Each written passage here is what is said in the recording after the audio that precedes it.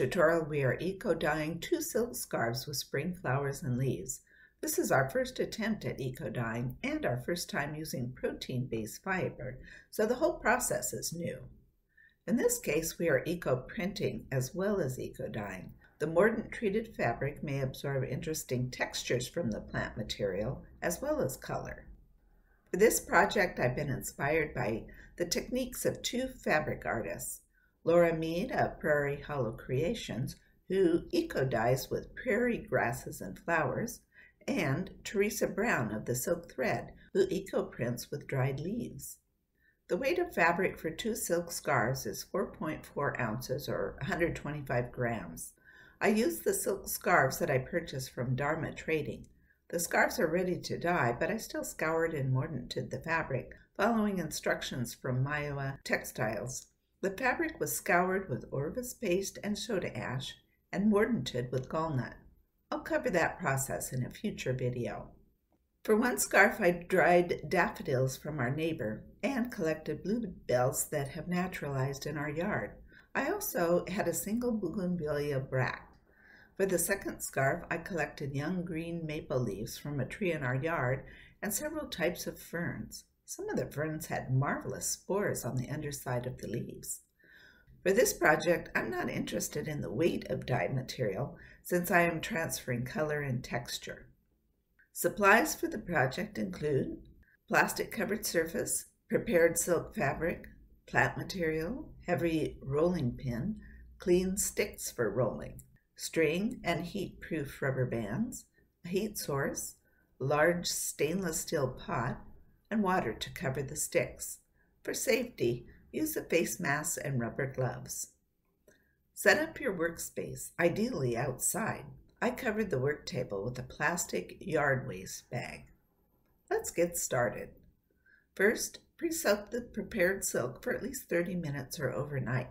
This helps ensure the fabric absorbs as much dye as possible and as evenly as possible. Squeeze out excess water.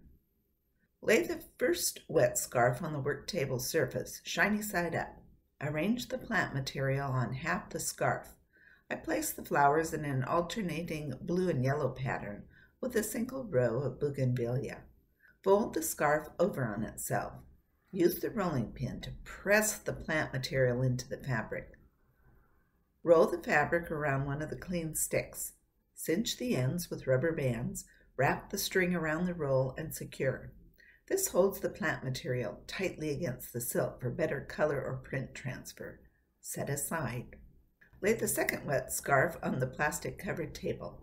Arrange the plant material on half the scarf.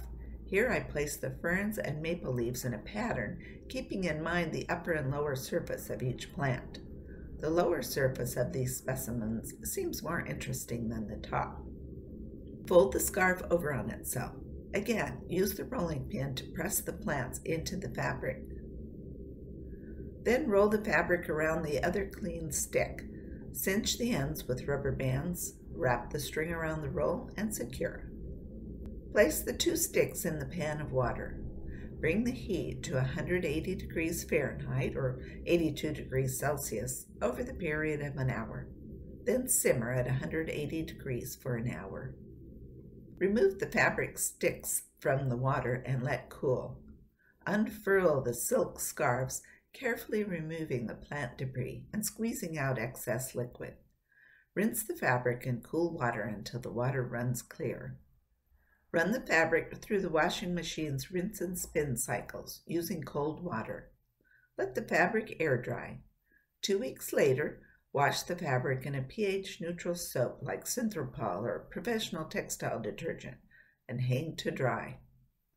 Looking at the flower-printed scarf, I'm surprised how much color was transferred from both the daffodils and the bluebells. The single pink bougainvillea bract didn't even register, although there is a single line of pink dye. There is only faint flower or seed detail imprinted on the fabric.